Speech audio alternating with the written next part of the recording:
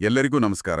NEET UG 2025 ಪರೀಕ್ಷೆ ಮುಗಿದು ಈಗ ಎಲ್ಲರ ಗಮನ ಆ ಕೌನ್ಸಿಲಿಂಗ್ ಪ್ರಕ್ರಿಯೆ ಕಡೆ ಇದೆ. ಹೌದು, ಈಗ ಅದೇ ಮುಖ್ಯವಾದ ಹಂತ. ಇವತ್ತು ಅಂದ್ರೆ ಜುಲೈ 2025 ನಮಗೆ ಲೇಟೆಸ್ಟ್ ಆಗಿ ಸಿಕ್ಕಿರೋ ಮಾಹಿತಿ ಪ್ರಕಾರ ಈ ಕೌನ್ಸಿಲಿಂಗ್ ರಿಜಿಸ್ಟ್ರೇಷನ್, ಆಮೇಲೆ ಕೋರ್ಟಿನ ಕೆಲವು ತೀರ್ಪುಗಳು, ಇತರ ಅಪ್ಡೇಟ್ಸ್ ಬಗ್ಗೆ ಮಾತಾಡೋಣ. ಮುಖ್ಯವಾಗಿ ಏನಪ್ಪಾ ಅಂದ್ರೆ ಕೌನ್ಸಿಲಿಂಗ್ ಪ್ರಕ್ರಿಯೆ ಬಹುಶಃ ಬೇಗನೆ ಶುರುವಾಗಬಹುದು ಅನ್ನೋ ಸೂಚನೆಗಳಿದಾವೆ. ಕರ್ನಾಟಕದಲ್ಲಿ ನೋಂದಣಿಗೆ ನಾಳೆನೇ ಲಾಸ್ಟ್ ಡೇಟ್ ಅಂತೆ. ಹೌದು, ಅದು ತುಂಬಾನೇ ಹತ್ರ ಬಂತು. ಸರಿ, ಇದ್ರ ಬಗ್ಗೆ ಸ್ವಲ್ಪ ಆಳವಾಗಿ ನೋಡೋಣ. ಮೊದಲನೇಗೆ ಕೌನ್ಸಿಲಿಂಗ್ ಅಪ್ಡೇಟ್ಸ್. MCC ಅಂದ್ರೆ ಮೆಡಿಕಲ್ ಕೌನ್ಸಿಲಿಂಗ್ ಕಮಿಟಿ ಅಖಿಲ ಭಾರತ ಕೋಟಾಗೆ MBBS, BDS ಸೀಟುಗಳಿಗೆ ರಿಜಿಸ್ಟ್ರೇಷನ್ ಶೀಘ್ರದಲ್ಲೇ ಶುರು ಮಾಡ್ತಾರೆ ಅಂತ ನಿರೀಕ್ಷೆ ಇದೆ. mcc.nic.in ವೆಬ್ಸೈಟ್ನಲ್ಲಿ. ಹೌದು, MCC ಕಡೆಯಿಂದ ನೋಟಿಫಿಕೇಶನ್ ಬರಬೇಕು. ಅಖಿಲ ಭಾರತ ಕೋಟಾಗೆ ಎಲ್ಲರೂ ವೇಟ್ ಮಾಡ್ತಾ ಇರ್ತಾರೆ. ಹಾಗೆಯೇ ನಮ್ಮ ರಾಜ್ಯ ಮಟ್ಟದಲ್ಲಿ ಕರ್ನಾಟಕ ಪರೀಕ್ಷಾ ಪ್ರಾಧಿಕಾರ ಅಂದ್ರೆ KEA ರಾಜ್ಯ ಕೋಟಾ ಸೀಟುಗಳಿಗಾಗಿ ನಡೀತಿರೋ ಆನ್ಲೈನ್ ನೋಂದಣಿಯನ್ನ ನಾಳೆ ಜುಲೈ 10 ಬೆಳಗ್ಗೆ 11 ಗಂಟೆಗೆ ಮುಗಿಸ್ತಾ ಇದ್ದಾರೆ. ಇದು ಬಹಳ ಮುಖ್ಯವಾದ ವಿಷಯ. ಕರ್ನಾಟಕದ ಅಭ್ಯರ್ಥಿಗಳು ಯಾರೆಲ್ಲ ಇದ್ದಾರೋ ಅವರಿಗಳಿಗೆ ನಾಳೆ ಬೆಳಗ್ಗೆ 11 ಗಂಟೆ ಗಡುವು. cetonline.karnataka.gov.in ನಲ್ಲಿ. ಹಾಗಾದ್ರೆ ಸಮಯ ತುಂಬಾನೇ ಕಡಿಮೆ ಇದೆ. ಹೌದು, ತುಂಬಾನೇ ಕಡಿಮೆ. ಲಾಸ್ಟ್ ಮಿನಿಟ್ ರಶ್ ಬೇಡ ಅಂದ್ರೆ ಇವತ್ತೇ ಮುಗಿಸೋದು ಒಳ್ಳೇದು. ಡಾಕ್ಯುಮೆಂಟ್ಸ್ ಎಲ್ಲ ರೆಡಿ ಇಟ್ಕೋಬೇಕು. MCC ನೋಂದಣಿ ಶುರುವಾದಾಗ್ಲೂ ಅಷ್ಟೇ ವೆಬ್ಸೈಟ್ಗಳನ್ನ ಅಂದ್ರೆ MCC ಮತ್ತೆ KEA ಎರಡನ್ನೂ ನೋಡ್ತಾ ಇರಬೇಕು. ಖಂಡಿತ, ಬಹಳ ಜಾಗರೂಕರಾಗಿರ್ಬೇಕು. ಸರಿ, ಇನ್ನೊಂದು ವಿಷಯ, ರಾಜಸ್ಥಾನ ಹೈಕೋರ್ಟ್ನಿಂದ ಒಂದು ತೀರ್ಪು ಬಂದಿದೆ ಅಲ್ವಾ? ಏನದು? ಹೌದು, ರಾಜಸ್ಥಾನದಲ್ಲಿ ಸಿಕಾರ್ ಅಂತ ಕೆಲವು ಕಡೆ ಪರೀಕ್ಷೆ ಟೈಮಲ್ಲಿ ಪವರ್ ಕಟ್ ಆಗಿತ್ತು. ಅದರಿಂದ ತೊಂದರೆ ಆಯಿತು. ಸೊ ಮರುಪರೀಕ್ಷೆ ಮಾಡಿ ಅಂತ ಕೇಳಿ ಅರ್ಜಿಗಳನ್ನ ಹಾಕಿದ್ರು. ಹೌದಾ?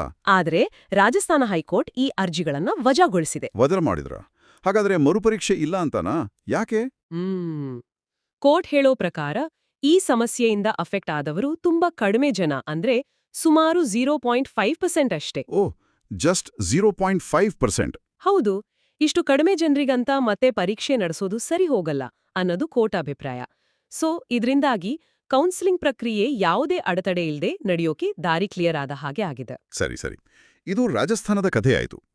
ಬೇರೆ ರಾಜ್ಯಗಳೇನಾದ್ರೂ ಅಪ್ಡೇಟ್ಸ್ ಇದೆಯಾ? ಅಸ್ಸಾಂ ಕಡೆಯಿಂದ ಏನೋ ಸುದ್ದಿ ಇತ್ತು. ಹೌದು, ಇದೆ. ಅಸ್ಸಾಂನ DME ಅಂದ್ರೆ ಡೈರೆಕ್ಟರೇಟ್ ಆಫ್ ಮೆಡಿಕಲ್ ಎಜುಕೇಷನ್ ರಾಜ್ಯದ ನೀಟ್ ಯುಜಿ 2025 ಅಭ್ಯರ್ಥಿಗಳ ಒಂದು ತಾತ್ಕಾಲಿಕ ಅರ್ಹತಾ ಪಟ್ಟಿಯನ್ನು ಬಿಡುಗಡೆ ಮಾಡಿದೆ. ತಾತ್ಕಾಲಿಕ ಪಟ್ಟಿ ಅಂದ್ರೆ ಇದು ಫೈನಲ್ ಅಲ್ಲ. ಇದರಲ್ಲಿ ಸುಮಾರು 19,809 ಅಭ್ಯರ್ಥಿಗಳ ಹೆಸರಿದೆ. ಇದರಲ್ಲಿ ಏನಾದ್ರೂ ಬದಲಾವಣೆ, ಮುಖ್ಯವಾಗಿ ಕ್ಯಾಟಗರಿ ಚೇಂಜ್ ಮಾಡಬೇಕು ಅಂದ್ರೆ ಅದಕ್ಕೆ ಜುಲೈ 11ರವರೆಗೆ ಟೈಮ್ ಕೊಟ್ಟಿದ್ದಾರೆ. ಓಕೆ, ಅಸ್ಸಾಂ ಅಭ್ಯರ್ಥಿಗಳು ಇದನ್ನ ಗಮನಿಸಬೇಕು. July 11 deadline. ಹೌದು. ಇವೆಲ್ಲದರ ಜೊತೆ ಒಂದು ಇಂಟ್ರೆಸ್ಟಿಂಗ್ ಶೈಕ್ಷಣಿಕ ಕಾರ್ಯಕ್ರಮದ ಬಗ್ಗೆನೂ ಕೇಳಿಬಂತು. ಹೌದು, ಇದು ಆಕ್ಚುಲಿ ಒಂದು ಒಳ್ಳೆ ಬೆಳವಣಿಗೆ. ದಾದ್ರಾ ಮತ್ತು ನಗರ್ ಹವೇಲಿ ಮತ್ತೆ ದಮನ್ ಮತ್ತು ದಿಯು ಇದೆಯಲ್ವಾ, ಆ ಕೇಂದ್ರಾಡಳಿತ ಪ್ರದೇಶಗಳಲ್ಲಿ ಅಲ್ಲಿನ ಸರ್ಕಾರಿ ಶಾಲಾ ವಿದ್ಯಾರ್ಥಿಗಳಿಗೆ ಉಚಿತವಾಗಿ JEE ಮತ್ತು ನೀಟ್ ಕೋಚಿಂಗ್ ಕೊಡ್ತಾ ಇದ್ದಾರೆ. ಜುಲೈ 8ರಿಂದ ಶುರುವಾಗಿದೆ. Free coaching? ಹೌದು. IIT ಕಾನ್ಪುರದ ಸಾಥೆ ಅಂತ ಒಂದು ಪ್ರೋಗ್ರಾಮ್ ಇದೆ. ಅದರ ಮೂಲಕ. ಸಾಥೆ ಏನದು? ಸಾಥೆ ಅಂದ್ರೆ sustainable assistance for transforming human capital in education.